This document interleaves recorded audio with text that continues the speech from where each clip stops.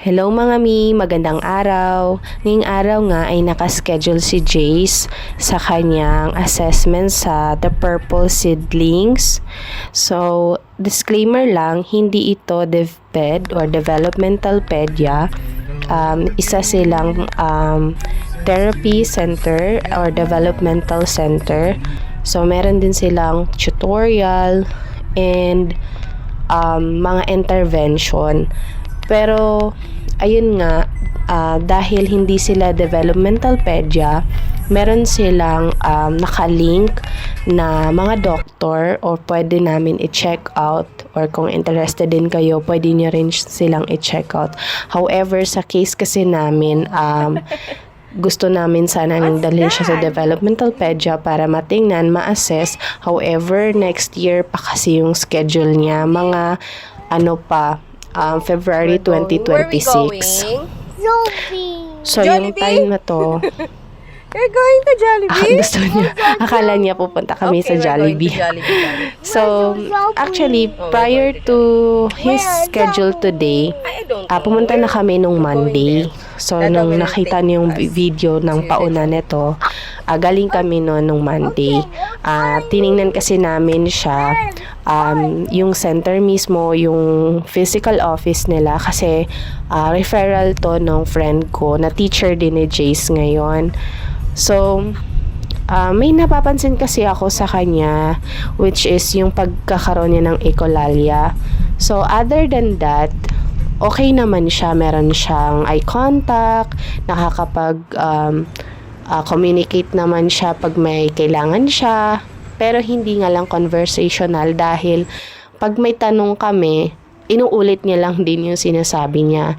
Pero pagdating dun sa mga bagay na like academic learnings or mga academics like ABCs, numbers, letters, alam niyang sabihin, kaya niyang i-label. Even the animals, the colors, numbers na 1 to 100, kaya niya, alam niya yun. So ang problema lang kasi talaga is hindi siya pagsalita ng maayos na merong conversation. Yung kwento niya hindi pa din buo yung kwento niya. So hindi pa siya nakakapag-construct talaga ng words. That's why gusto ko siyang ipa-check. So bago yan, nagluto pa nga ako kinagabihan kasi alam ko magiging busy na ako for the entire day dahil may pasok nga si Jace ng 3 p.m. to 5 p.m. sa daycare and may schedule kami ng 11 a.m. to 1 p.m. doon sa assessment niya. So, while waiting for the tawag dito, yung therapist / specialist nila, may mga fill-upan lang din kami. Then, ayan, while waiting for Jace sa kanyang assessment, lumabas muna kami para bumili ng coffee kasi meron na naman coffee dyan sa mismong therapy center. And meron ding pizzeria katabi. So, bumili lang kami. And then, after ng therapy center or after ng assessment niya, pag uwi ko, may mga parcel pala ako. So, nag-unbox pa ako dyan. Ang daming ganap, diba? Nakauwi kami mga 2 p.m. Tapos, nag-unbox pa ako. Anyways, tulog pa kasi si Jace niyan. So, hinahayaan ko na lang muna siyang matulog. Tapos, in-unbox ko yung mga binili kong essentials. Para, ayun nga, mga hygiene kit lang yan sa Watsons. Tapos, bumili din ako ng kawali. Yung struggle pa nga ako dyan sa pagkabit. Kasi una, baliktad pala.